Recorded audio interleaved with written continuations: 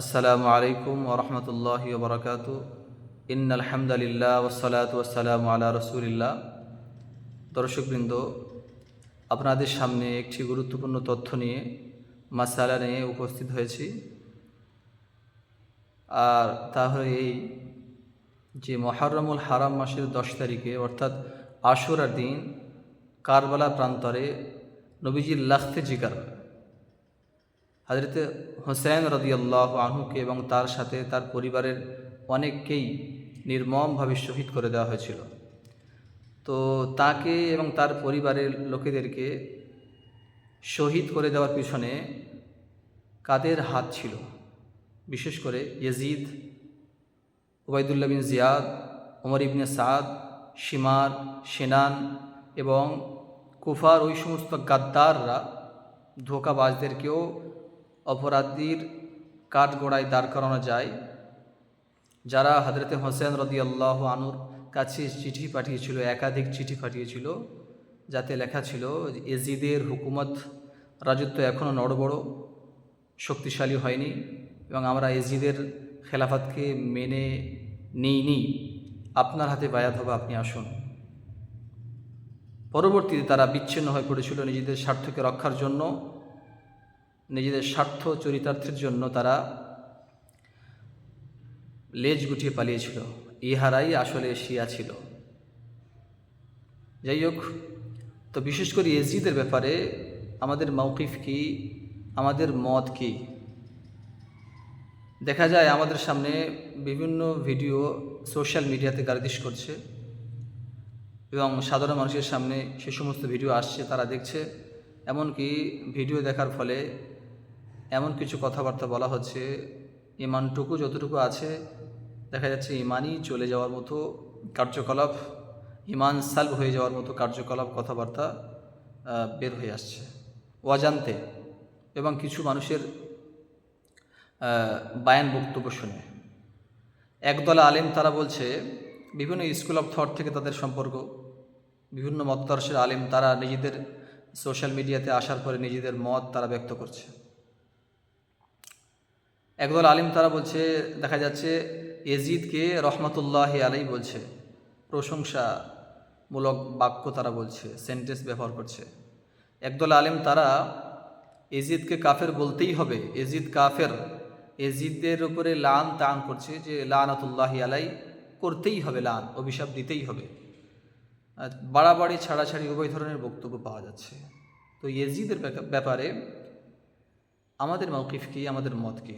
বিশেষ করে আহলে সুন্নাহ ওয়াল জামাত তথা হানাফি মাযহাবের বিশিষ্ট ওলামায়ে কেরামদের মত, তাদের গবেষণা ভিত্তিক সিদ্ধান্ত আপনাদের সামনে পেশ করবো ইনশাআল্লাহ। বিশেষ করে রশিদ আহমদ গঙ্গোহী রহমতুল্লাহি আলাইহি এবং আরও আগের মোল্লা আলী কারি রহমতুল্লাহি আলাইহি, আশরাফ আলী থানভী রহমতুল্লাহি আলাইহি এবং বর্তমান বিশ্বের খ্যাতনামা আলেম মুফতি তাকি উসমানী হাফিজুল্লাহ তাআলা, এনাদের গবেষণা ভিত্তিক সিদ্ধান্ত আপনাদের সামনে পেশ করবো ইনশাআল্লাহ।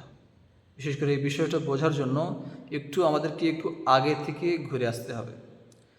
নবী পাক সাল্লাল্লাহু আলাইহি ওয়াসাল্লাম, ইমামুল আম্বিয়া মুহাম্মদুর রাসূলুল্লাহ সাল্লাল্লাহু আলাইহি ওয়াসাল্লামের ওফাতের পরে সর্বপ্রথম মুসলিম জাহানের খলিফা হয়েছিলেন সাইয়েদনা আবু বকর সিদ্দিক রাদিয়াল্লাহু আনহু। ওনার ওফাতের পরে মুসলমানদের খলিফা হয়েছিলেন সাইয়েদনা উমর ফারুক রাদিয়াল্লাহু আনহু। ওনার পরে মুসলিম জাহানের খলিফা হয়েছিলেন হযরত উসমান গনি রাদিয়াল্লাহু আনহু। ওনার পরে মুসলিম জাহানের খলিফা হয়েছিলেন হযরত আলী মুর্তজা রাদিয়াল্লাহু আনহু। ওনার পরে খলিফা হয়েছিলেন হযরত হাসান রাদিয়াল্লাহু আনহু, যিনি হযরত আলী রাদিয়াল্লাহু আনহুর ছেলে এবং বড় ছেলে। এই পর্যন্ত হাসান রাদিয়াল্লাহু আনহু পর্যন্ত হাদিস থেকে পাওয়া যায় এবং তারিখ থেকে পাওয়া যায় যে হাসান রাদিয়াল্লাহু আনহু পর্যন্ত ইসলামী খেলাফত সিস্টেম চলেছিল এবং তারপরে হযরতে আমির মুয়াবিয়া রাদিয়াল্লাহু আনহু বাদশাহ হয়েছিলেন। তারিখের কিতাবে পাওয়া যায় যে হাসান আমির মুয়াবিয়া রাদিয়াল্লাহু আনহু এবং তারপরে যে সকলে বাদশাহ হয়েছে তাদের নামের আগে খলিফা বসানো হয়েছে, বা অনেক কিতাবে পাওয়া যায় যে খলিফা নাম দেওয়া হয়েছে। তারিখের কিতাবে লেখা থাকলেও আসলে সেগুলো বাদশাহী ছিল, তারা বাদশাহ ছিল। যাই হোক, তো খেলাফত সিস্টেম চলেছিল হযরত হাসান রাদিয়াল্লাহু আনহু পর্যন্ত। আমির মুআবিয়া রাদিয়াল্লাহু আনহুর পরে উনি যখন সাহাবাদেরকে এবং তাবিদেরকে নিয়ে মাশওয়ারা করে ইজতিহাদ করে ওনার ছেলে ইয়াজিদকে বাদশাহ ছিলেন। তারপরে আসলে যখন আমির মুআবিয়া রাদিয়াল্লাহু আনহু ইয়াজিদকে খলিফা বানায়, তখন তার থেকে খারাপ কিছু প্রকাশ পায়নি। যাই হোক, তিনি ইজতিহাদ করে বাদশাহ বানিয়েছিলেন। পরবর্তীতে ইয়াজিদের থেকে খারাপ কিছু প্রকাশ পায় এবং সাহাবা কেরাম ইয়াজিদের এই আচরণকে মেনে নিতে পারেননি। অনেক সাহাবা তো প্রকাশ্যে ইয়াজিদের বিরোধিতা করেছিলেন, বিশেষ করে তন্মধ্যে উল্লেখযোগ্য হযরত হোসেন রাদিয়াল্লাহু আনহু। তিনি দেখলেন, তিনি সাহাবা ছিলেন, তিনি তার নানার আদর্শ দেখেছেন যে নানা নবী সাল্লাল্লাহু আলাইহি সাল্লাম দেশ কীভাবে পরিচালনা করেছেন কোরআন সুন্নাহ অনুযায়ী। এবং সুন্নাহ বলতে আল্লাহ রসুল নিজেই তখন বিদ্যমান ছিলেন, জীবদ্দশায় ছিলেন। যাই হোক, তারপরে উনি দেখেছেন যে আবু বকর রাদিয়াল্লাহু আনহুকে, ওমর রাদিয়াল্লাহু আনহুকে, উসমান রাদিয়াল্লাহু আনহুকে, আলী রাদিয়াল্লাহু আনহুকে, এনাদেরকে দেখেছেন যে এনারা শাসন ক্ষমতা, শাসন ব্যবস্থা কিভাবে পরিচালনা করেছেন কোরআন সুন্নাহ অনুযায়ী। তার দিলে সেটা গেঁথে আছে। উনি দেখছেন এভাবে চলছে না, ইয়াজিদ কিছু নিজের রায়ও চালাচ্ছে, জুলম অত্যাচারও হচ্ছে। যারা ইয়াজিদের খেলাফতকে মেনে নিচ্ছিল না তাদের উপরে গ্রেফতারি পরোয়ানা জারি করে বলপূর্বক তাদেরকে খেলাফত মানতে বাধ্য করা হতো। যাই হোক, তো হোসেন রাদিয়াল্লাহু আনহু সেটাকে মেনে নিতে পারেননি। তিনি কুফায় রওনা হয়েছেন। আমি শর্টকটেই বলছি, কুফায় রওনা হয়েছেন। যেহেতু কুফাবাসীরা চিঠি পাঠিয়েছিল যে আমরা আপনার হাতে বায়াত হব, ইয়াজিদের হাতে বায়াত হব না। তো হোসেন রাদিয়াল্লাহু আনহু পরিবারকে নিয়ে সেখানে গিয়েছেন এবং তার আগে তার চাচাতো ভাই মুসলিম বিন আকিলকে পাঠিয়েছেন রহমতুল্লাহি আলাইহি, যে ভাই তুমি দেখে আসো সত্যিই কুফাবাসীরা আমার হাতে বায়াত হবে কি না, এবং তাদের এই চিঠি, তাদের যে বক্তব্য সেটা সত্য কিনা। মুসলিম বিন আকিলের কুফায় যাওয়ার আগে ইয়াজিদের কাছে খবর পৌঁছে গেছে যে কিছু বড় বড় সাহাবা কেরামগণ, বিশেষ করে হোসেন রাদিয়াল্লাহু আনহু, আবদুল্লাহ বিন জুবাইর রাদিয়াল্লাহু আনহু, তালহা রাদিয়াল্লাহু আনহু, এনারা ইয়াজিদের খেলাফতকে এখনও মেনে নিচ্ছেন না। তো ইয়াজিদ কি করেছে, বাসরার যে গভর্নর ছিল, বাসরার গভর্নর ওবায়দুল্লাহ বিন জিয়াদ, সে একটু কঠোর মেজাজের এবং আগে থেকে স্বৈরাচারী ভাব তার মধ্যে ছিল। এবং তৎকালীন সময়ে কুফার গভর্নর ছিলেন হযরতে নোমান বিন বশীর রাদিয়াল্লাহু আনহু, তিনি খুব নরম মেজাজের সাহাবী ছিলেন। তো ইয়াজিদ কি করেছে, নোমান বিন বশীর রাদিয়াল্লাহু আনহুর পদকে পরিবর্তন করে দিয়ে বাসরার যে গভর্নর ছিল ওবায়দুল্লাহ বিন জিয়াদ, বাসরার গভর্নর তো আছেই, সাথে তাকে কুফারও গভর্নর বানিয়ে দেওয়া হয়েছে। একসাথে দুই জায়গার পদ তাকে দিয়ে দেওয়া হয়েছে। যেমন আমাদের সমাজে দেখি আমরা, একটাই ক্যান্ডিডেট দুই জায়গায় ভোটে দাঁড়াচ্ছে, অনেক সময় জিত হয়ে যাচ্ছে, যেমন বর্তমানে আছে। তো দুই জায়গার গভর্নর তাকে বানিয়ে দেওয়া হয়েছে। তো ওবায়দুল্লাহ বিন জিয়াদ কুফার গভর্নর, বাসরারও গভর্নর। তো মুসলিম বিন আকিলকে পাঠিয়ে দিয়েছেন হোসেন রাদিয়াল্লাহু আনহু। তিনি কুফায় গিয়ে দেখছেন যে সত্যিই অনেক মানুষ, এমনকি প্রায় ঐতিহাসিকভাবে পাওয়া যায় 18,000 মানুষ, কুফার জনগণ তারা একত্র হয়েছে, সারিবদ্ধ হয়েছে, যে তারা ইয়াজিদের খেলাফতকে মানছে না, হোসেন রাদিয়াল্লাহু আনহুর হাতে বায়াত হবে। তো মুসলিম বিন আকিল রহমতুল্লাহি আলাই, হানি ইবনে উরওয়া বলে একজন মহিলা, হানি ইবনে উরওয়া বলে একজন ব্যক্তি, তার বাড়িতে তিনি আশ্রয় নিয়েছেন এবং তিনি হোসেন রাদিয়াল্লাহু আনহুর হয়ে বায়াত নিচ্ছেন। এ খবর ওবায়দুল্লাহ বিন জিয়াদের কাছে পৌঁছে গিয়েছে। তো ওবায়দুল্লাহ বিন জিয়াদ সে একদল বাহিনীকে পাঠিয়েছে, পাঠানোর পরে হানি ইবনে উরওয়াকে গ্রেফতার করে নিয়ে গিয়েছে। হানি ইবনে উরওয়াকে যখন গ্রেফতার করে নিয়ে গিয়েছে, তখন মুসলিম বিন আকিল রহমতুল্লাহি আলাই তিনি 4,000, ওই যে 18,000 ব্যক্তি ছিল, তাদের মধ্যে 4,000 মানুষকে নিয়ে হানি ইবনে উরওয়াকে ছাড়াতে গিয়েছেন।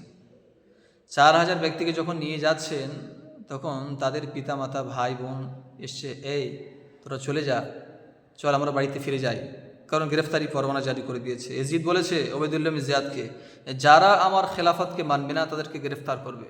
গ্রেফতারি পরোয়ানা জারি করে দেওয়া হয়েছে। তো যাই হোক, এভাবে মুসলিম বিন আকিল রহমতুল্লাহ আলাই তিনি দেখলেন যে 4,000 ব্যক্তি, খানিক পরে পিছনে তাকিয়ে দেখলেন আর মাত্র 60 জন আছে। আবার কোনো জায়গায় বলা হচ্ছে 500 জন, কমে আবার 60 জন। আবার কিছুক্ষণ পরে তাকিয়ে দেখলেন পিছনে 50 জন। আবার খানিক পরে তাকিয়ে দেখলেন 30 জন। তারপরে আবার তাকিয়ে দেখলেন কেউ নেই। মুসলিম বিন আকিল রহমতুল্লাহ আলাই একা কুফার অলিতে গলিতে ঘুরছেন। এক পর্যায়ে, আমি সংক্ষিপ্ত বলছি, ঘটনাগুলোর উদ্দেশ্য নয়, এটা না বললে এই বিষয়টা আগের সাথে না মিলালে বুঝে আসবে না বিষয়টা আসলে কি হয়েছিল।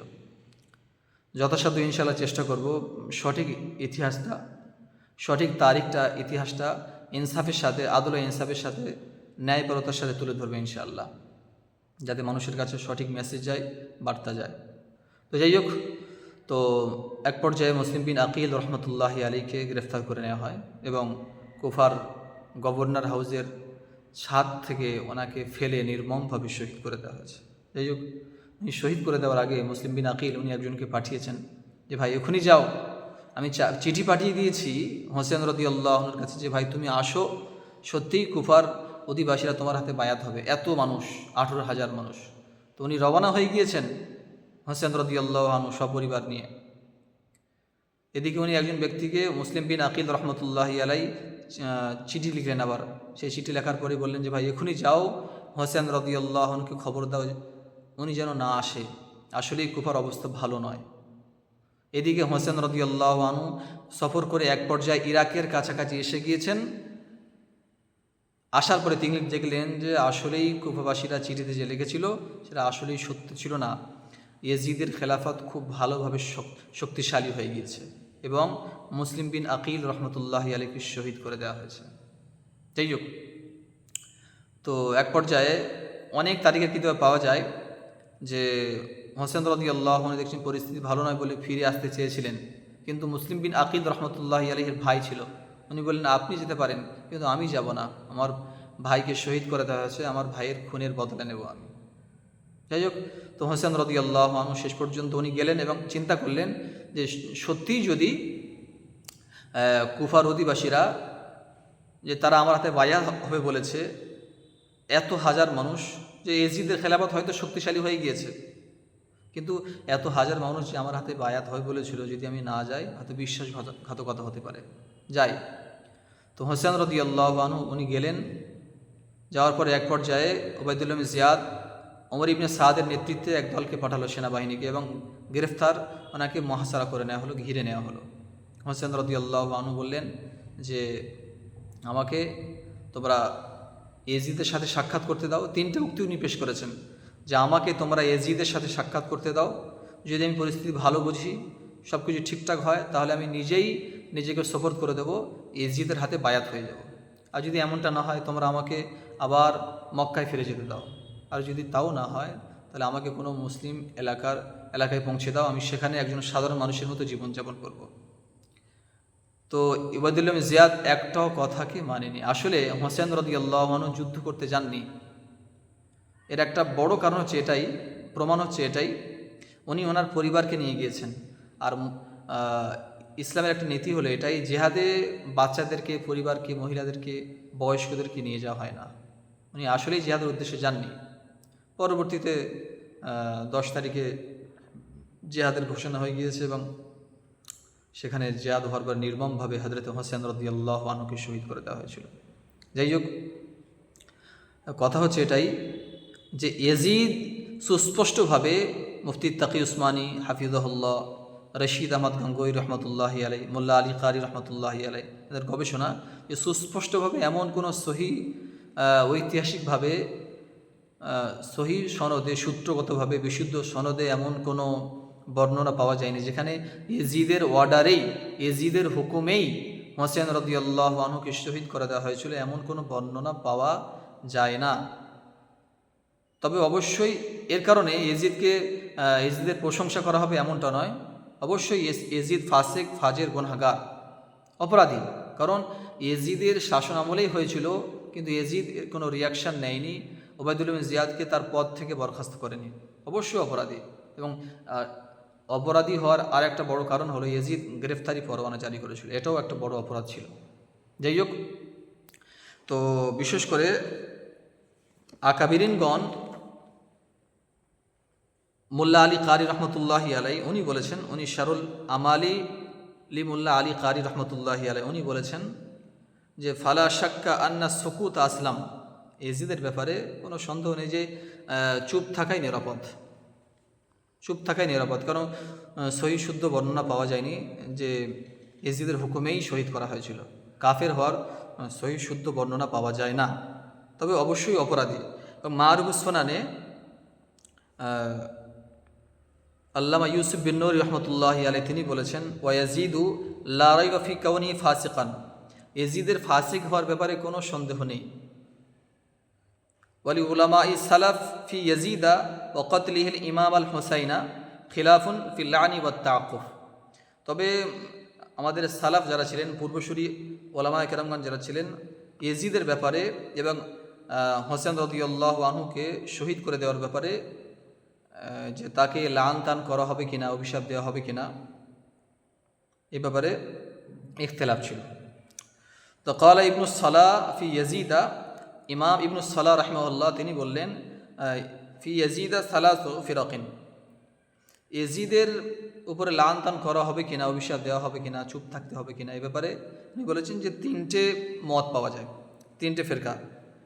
ফিরকতুন তুহিব্বুহু, একটা ফেরকা ইয়াজিদকে ভালোবাসে, রাহিমাহুল্লাহ বলে, প্রশংসা করে। ফিরকতুন তাসুব্বুহু, আর একটা দল ইয়াজিদকে গালি গালাজ করে, ফাসিক ফাজির বলে।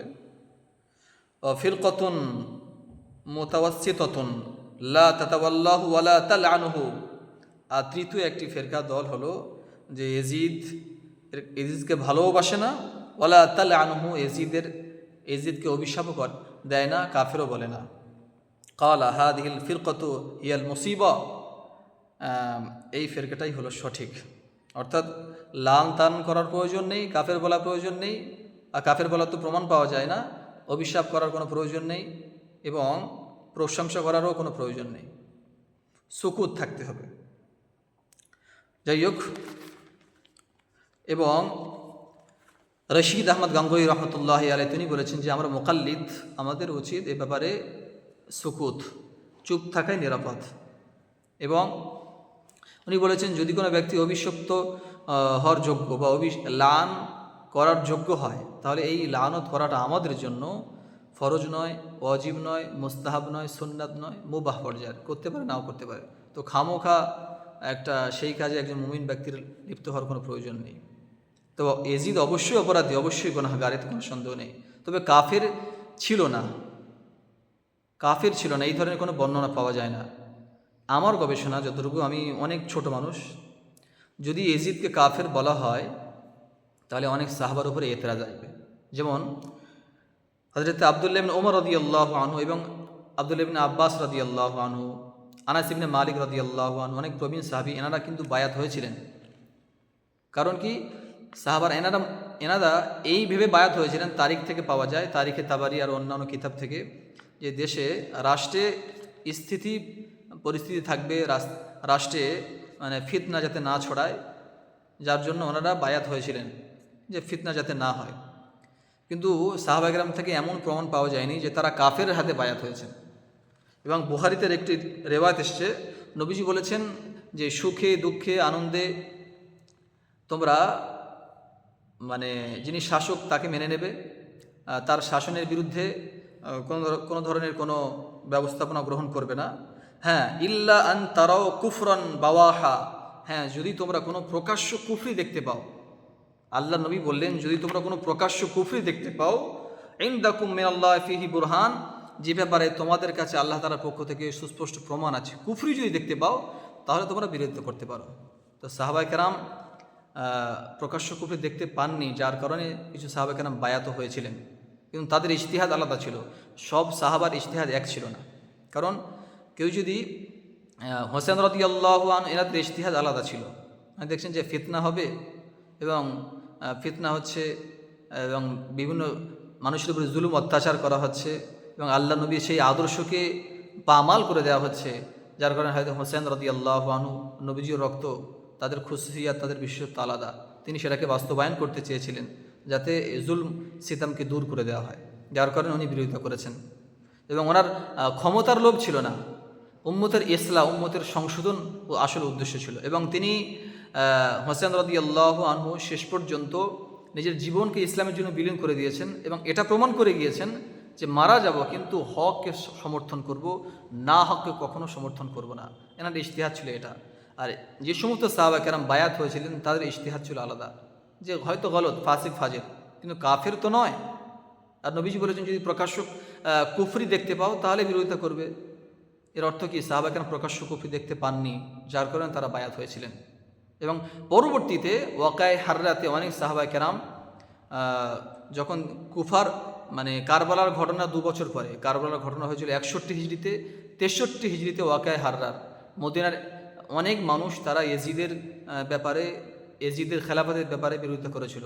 হোসেন রাদিয়াল্লাহু আনহু যখন শহীদ করে দেওয়া হয়েছিল তার কিছু পরে এই সমস্ত ঘটনা, এমনকি একদল প্রতিনিধি দল মদিনা থেকে তারা গিয়েছিল, যাওয়ার পরে আবার ফিরে আসার পরে দামেস্ক থেকে ফিরে আসার পরে এজিদের এই কার্যকলাপ এর থেকে ফিরে আসার পরে, কুফা থেকে ফিরে আসার পরে তারা দেখলেন যে এজিদের থেকে স্বৈরাচারী ভাব, জুলুম অত্যাচার প্রকাশ পাচ্ছে। তো সেই সমস্ত অনেক সাহাবা, অনেক তাবিন এজিদের বিরুদ্ধে বিরোধিতা করেছিলেন, ওয়াকায়ে হাররা বলা হয়।